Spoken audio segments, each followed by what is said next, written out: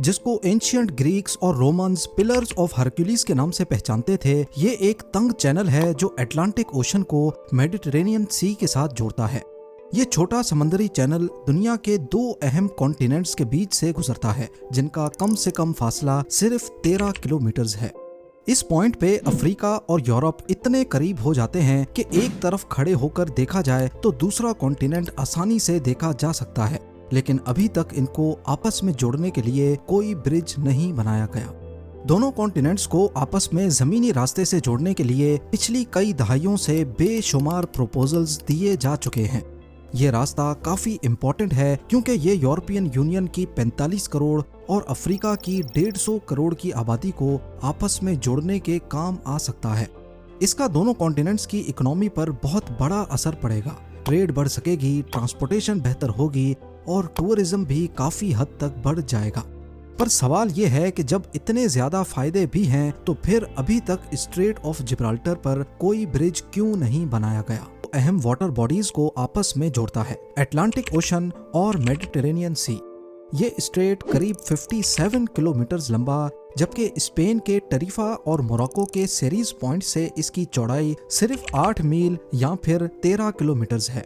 और गहराई की बात की जाए तो पूरे स्ट्रेट की एवरेज डेप्थ करीब 1200 फीट या फिर 365 मीटर्स है। ये स्ट्रेट देखने में जितना छोटा लगता है उतना ही इसकी अहमियत बहुत ज्यादा है, क्योंकि ये मेडिटेरेनियन और अटलांटिक ओशन के बीच एक कुदरती रास्ता है।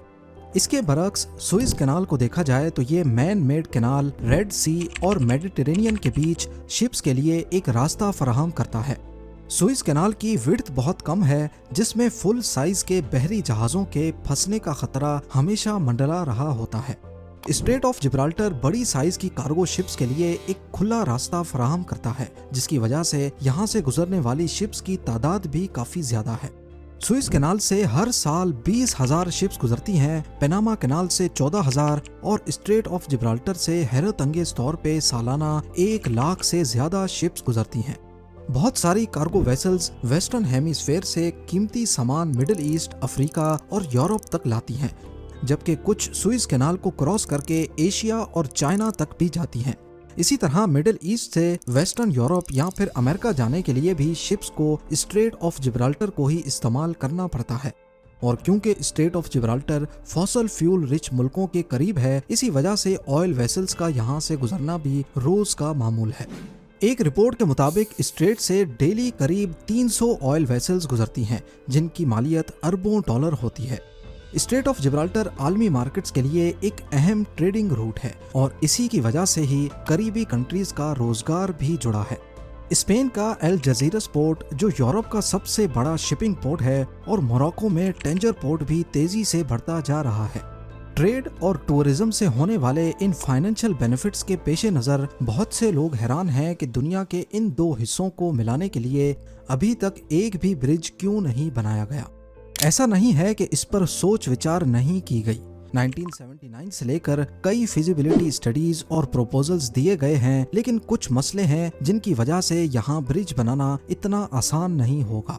सबसे पहले बात करते हैं इस ब्रिज की कॉस्टिंग पर। एस्टिमेट्स के मुताबिक स्ट्रेट ऑफ जिब्राल्टर पर ब्रिज बनाने की कीमत 5 अरब से 20 अरब डॉलर्स तक भी जा सकती है, क्योंकि ये ब्रिज दुनिया के दूसरे बड़े ब्रिजेस के मुकाबले में काफी मुश्किल होगा।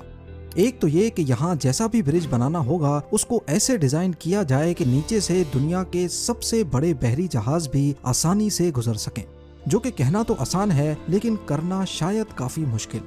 ये मुश्किल क्यों है इस पर बाद में बात करते हैं, लेकिन ये 5 से 20 अरब डॉलर्स की कॉस्टिंग बर्दाश्त कौन करेगा? जाहिर है स्ट्रेट ऑफ जिब्राल्टर से जो कंट्रीज फायदा उठा रही हैं, ये कॉस्ट उन्हीं को भरनी पड़ेगी, यानी कि स्पेन और मोरक्को। पर आज तक इन दोनों कंट्रीज की पॉलिटिकल लीडरशिप कभी भी कोई एग्रीमेंट नहीं कर पाई।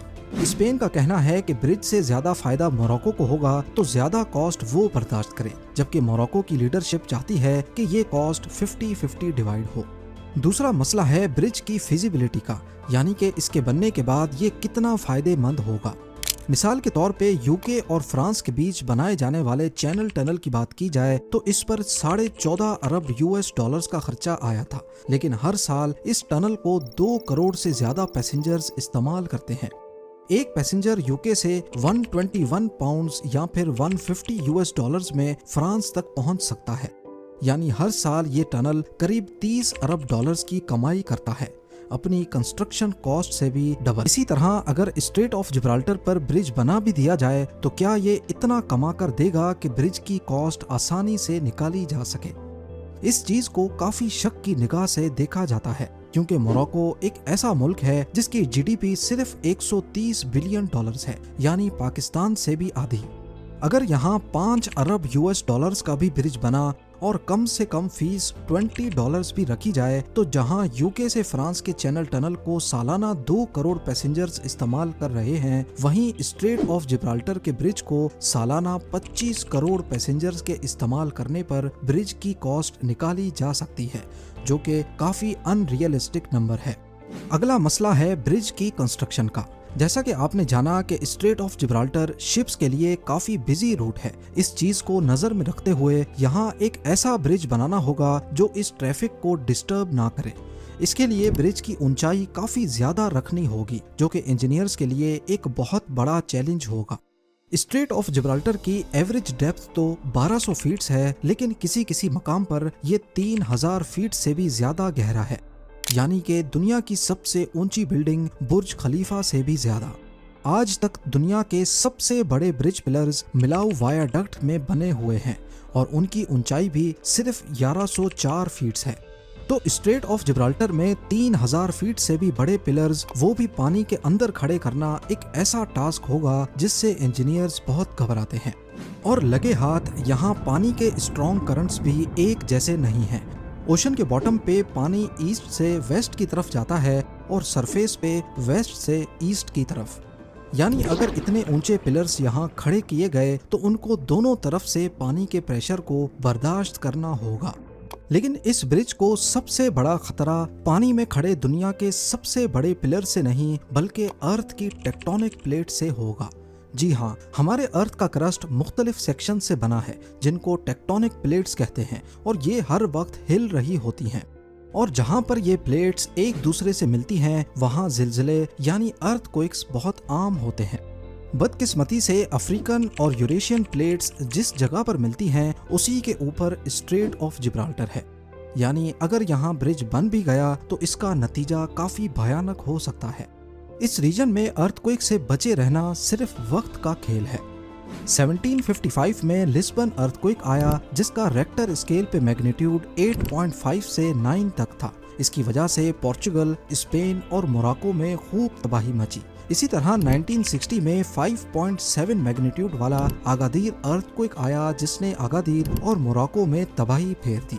यानी स्ट्रेट ऑफ जिब्राल्टर पे ब्रिज बनाने का मतलब ये है कि इसको अटलांटिक ओशन के हाई करंट्स का मुकाबला तो करना ही होगा, ऊपर से 9 या 10 मैग्नीट्यूड के जलजले को भी बर्दाश्त करना होगा।